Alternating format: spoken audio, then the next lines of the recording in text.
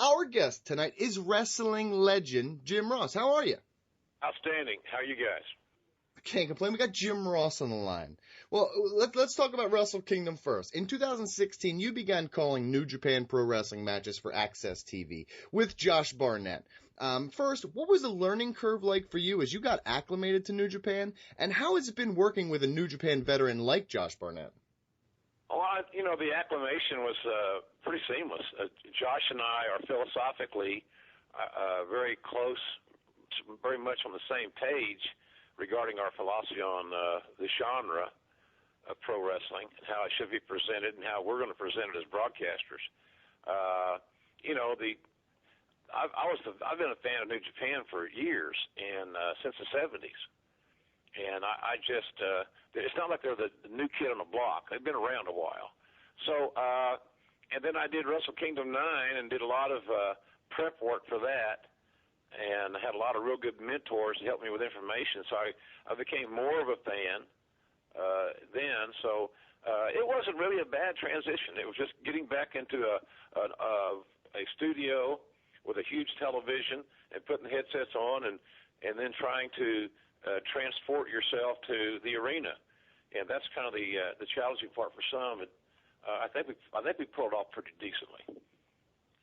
Oh, well, you mentioned Wrestle Kingdom 9 and calling the action there. Well, you'll be calling the action for Wrestle Kingdom 11 on Access TV's 4-part coverage of Wrestle Kingdom 11 starting January 13th. How has your perception of the company changed in the time from Wrestle Kingdom 9 to now Wrestle Kingdom 11?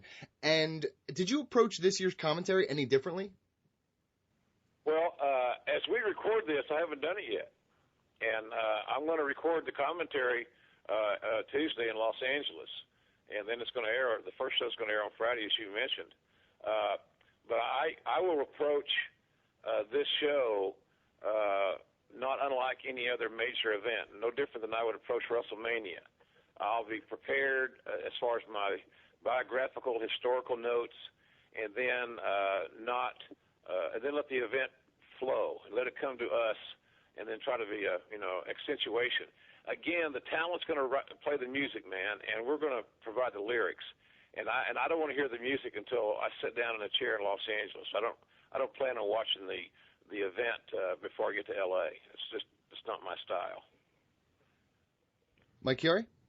Yeah, well, as an announcer, what are some of the biggest advantages and disadvantages, do you think, of calling a match after the fact like you're going to do rather than being there live as it happens? And in that same vein, how difficult is it for you to keep that same level of excitement that you would maybe have if you were actually there witnessing it in person? The level will sound the same. Will it take a little bit more effort to find my voice that's appropriate for the moment, for where the match is emanating from? Maybe a little bit more effort, but it will sound the same to the viewer, and that's all that matters to me is how the viewer hears and enjoys hopefully the presentation. So, I've done so many voiceover sessions in my career that you find a way to just flip a switch to make sure that you're where you need to be.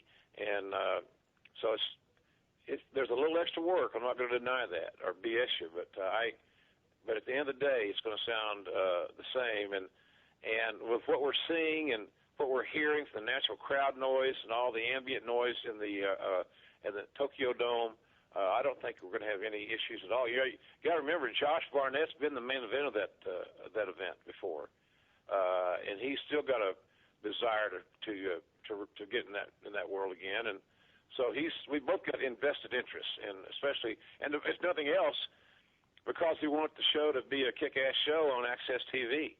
Because Access TV is doing as much as anybody in America, if not more, to promote and build the New Japan Pro Wrestling brand. When you get an hour in prime time every week on that network, how can it be perceived as anything but a major asset for New Japan? And so hopefully this will be the start of even bigger things for the two companies. Brandon Galvin? Well, one of the top debates lately is the length of different wrestling shows. We've seen WWE, for example, expand some of its major shows to more than 4 hours. Wrestle Kingdom is generally a longer show as well. What do you think is the sweet spot for a weekly TV show and then for special events? I am thinking a weekly TV show an hour, because I like to leave the audience wanting more. I believe in today's somewhat shallow, at times, main event talent pool, that producing an hour is probably very compatible these days. So I like the 1 hour scenario. I don't have any issues with a 2-hour show, but I stop at that. And then I think that for a major event, a pay-per-view attraction, a Royal Rumble, WrestleMania might be a little different. But 3 hours is kind of, you start flirting with disaster at 3 hours. Can you sustain a solid product? Can you keep everybody's interest? You know, how many times during that show do you restart it? Does it peak and then start over, peak and start over? You can only do that so many times, because then your live audience kind of peters out. So, but I think an hour a week is kind of my thinking now. And but that doesn't seem to be the trend. It seems like you don't have a 2-hour show, you're not really in the hunt. But I think Ring of Honor, among other, Lucha Underground, those guys do interesting television, and they do it in an hour.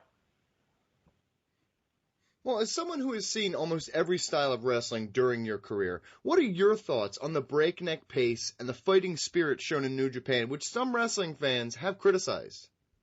Well, I think that I don't have any major issues with it. I think that as long as any pro wrestling that we see on our television screen doesn't insult my intelligence and can continually use common sense, basic logic in the presentation, that I'm pretty cool with it. I just think that sometimes what happens is that when talents wrestle too fast, there's several things that you have to deal with. One is, are we wrestling faster than the audience can process? And the answer to that question is oftentimes yes. And if that's true, then you're failing. And secondly, the faster some talents work, the more risk placed into the equation, and then of course the opportunity to have injuries increases. That's not good. And I think the third thing that I think of is the fact that when you work so rapidly and you're doing all these amazing athletic things that seemingly are like the flying Walendas, you're defying death, and then you have your crash and burn scenarios, it seems like both the victim and the offender recover too quickly. So therefore, they're not selling. And then if you take selling out of the equation, then you're taking out a major emotional element to the match. So that's kind of my take on it. I don't have a problem with it, and I think every great main eventer that I've ever worked with had the ability to change gears and go to the next level. But they also knew that they can't stay at that next level, because if they do, it ceases to be special. And I think that that's why a lot of people say that maybe some talents are working too fast, and they're not selling their big moves. They're doing too many big moves, and at some point in time, the inevitable is factored in, and that is that the anatomy is only going to allow you so many bumps, and everybody's got a different bump card, and when they're up, they're up. Mike Chiari? Something that we talk about a lot on this show is the idea of protecting a finisher or a signature move, and whether those moves maybe become devalued when they're kicked out of during matches, especially if it happens on numerous occasions in one match. What's your philosophy when it comes to maintaining the credibility of a finisher? I am a major proponent of such. I know that I haven't seen the Omega Okada match that I'm calling on Tuesday, but I have read about it. How do you not? Unless you just go, radio silence. But I heard that Omega, who used his one-winged angel with Okada to shoot an angle about 3 weeks ago on a table, that's his go-to, but he never got to in the match. He attempted, obviously, as he should have, but he was very smart, and they kept the one-winged angel clean. Speaking to your point here, I'm not a big fan of kicking out of, established finishes. There's a million great things that guys can do. That's an exaggeration, obviously, but there's a litany, a multitude of things that talents can do to each other that create a dramatic near fall without it having to be your finish. And especially then you get, for some reason that was never explained, we get in these major shows, and I guess it's the overwhelming adrenaline rush that creates an environment where it takes 3 or 4 finishes, 3 or 4 of the same established finish to beat somebody. Where on any other night, he can do it with 1. I just think sometimes we overthink it. It's illogical at times. So I'm not a big fan of that. I think less is more. And I think you can get great, much bigger pops if things have some exclusivity. And sometimes the bookers are lazy, and sometimes the talent's going to take a shortcut. So instead of going the extra mile and getting the people in the palm of your hand, you got to go the shortcut of using kicking out the established finishes as your hook. And I think it's uncreative. Brandon Galvin? I saw on your blog at jrsbarbecue.com that you'll be participating in some events during WrestleMania weekend in Orlando. Could you tell us about the events you're working on, and what are you most looking forward to during WrestleMania weekend?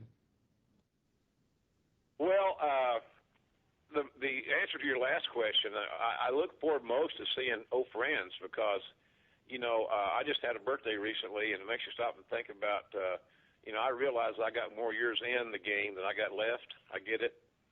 So those opportunities to go to WrestleMania, whether it be fans that have come to my shows over the years or people I've worked with or people I'm working with now or going to work with, whatever the case may be, I look forward to renewing those relationships, to be honest with you. And that's an eyeball roller to young guys. I get it. So I'll move on from that so you don't lose your audience. But, you get older, you want to make sure that you stay in contact with people. And you don't, it's like Adam Geller passing away not too long ago. And, Adam was a big a booster of mine and a big fan of my work. And I worked with him on a MMA show. We established our friendship. And, heck, I didn't even know he was even ill. He dies of colon cancer at 39. So, you never know. So I'm looking forward to renewing the friendships. On Thursday of WrestleMania week, I'm going to join Ric Flair and Sting with Matt Stryker as the MC, and we're going to do a Q&A, first time ever for us. And I guess it's the first time I've been back perform on a stage with Flair since our SummerSlam experience a few years ago. And then, so I'm looking forward to that. It'll be a great Q&A. And Matt Stryker, of course, is the Eddie Haskell of pro wrestling. And for those that don't know who Eddie Haskell is, I suggest you Google it, and you'll get my point. And then on Friday, I'm going to reunite at WrestleCon with the King, and we're going to do a 2-hour appearance at WrestleCon, I think, on Friday morning, 10 to noon, I believe. You can get all the data at their website. Then, of course, I go to my regular performance mode on Saturday and Sunday. I'm doing 2 matinees in WrestleMania at Plaza Live. Start at noon, and so we do the VIP meet and greet from noon to 2. Then the show's 2:30 to 4, and it's right there. It's a good location, not far from the Amway Center, and it's about, I think, 15 minutes from the stadium. So a matinee on Saturday and a matinee on Sunday for a ringside with Jim Ross. And I generally try to see what my friends are hanging out and who wants to come by and be on the show. And so they've done well the last few years. So tickets to that are on sale now at ticketfly.com. Mike Chiara, next question. Yeah, well, we've seen over the past year AJ Styles and Shinsuke Nakamura make the leap from New Japan and have a ton of success in WWE and in NXT respectively. And New Japan obviously still has a lot of big-time talent currently, but as somebody who has that talent development background, who are some performers specifically who you believe might have the skill set or the makeup that would be needed to go to WWE from New Japan and be a top star if they desired to do that? Well, that's a pretty straightforward question for me. We all have our preferences, our likes and dislikes. I would, if I were WWE, and not that they're not, who knows? I would go after Kenny Omega and sign him as quickly as he was available, because he's not going to get any younger. He's 33 years old. It's time to go. Seriously, it's time to go. And if he ever has a dream of getting in the WrestleMania like Knicks, then he should do it at 33 than 35, in my opinion. So he would be my first choice out of the New Japan roster right now. Ricochet is another guy I'd want to sign. Will Ospreay is a guy I'd want to sign. I believe that Cody Rhodes has still an immense upside. What he's doing in the independent scene is nothing short of extraordinary, and how he's managing his career. I know his dad would be very proud of him as far as having that kind of a Booker-like mentality. So New Japan's coverage aren't bare. And I'll tell you, one thing I'm looking forward to, I think I'm contracted to do 50 shows for Access TV this year for New Japan. And one of the things I'm looking forward to are not the multi-tag bouts where you got 14 tags. You might as well get a carnival barker to do that, because I'm not very good at it, and it's just spot after spot. So you ooh and ah and lay out and whatever, but there's never any thread going through the show other than you get your stuff in, then I'll get mine in. You miss just a big move, then I'll do mine, whatever. I really am excited about the one-on-one matches between the junior heavyweights. I really believe Kushida's going to, he's kind of the head honcho of that group, even though he's not champion right now. But they got a great roster of junior heavyweights that should produce some of the most compelling one-on-one matches that you'll see anywhere in the world. And I hope we get our share of them on Friday nights. Brandon Gavin, final question? Your Oklahoma Sooners represented during the Sugar Bowl, and we have the national championship coming up. And I was curious if there was a non-wrestling event that you would most like to call. Well, I'm a football fan, so a big, massive fanboy as far as football is concerned.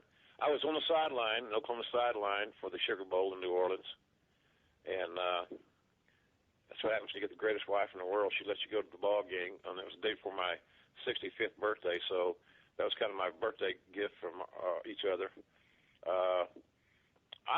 Any OU game, a bowl game, national championship game, Big 12 title game, something like that, the OU Texas game, pretty much anything Oklahoma football, I would love the opportunity to call.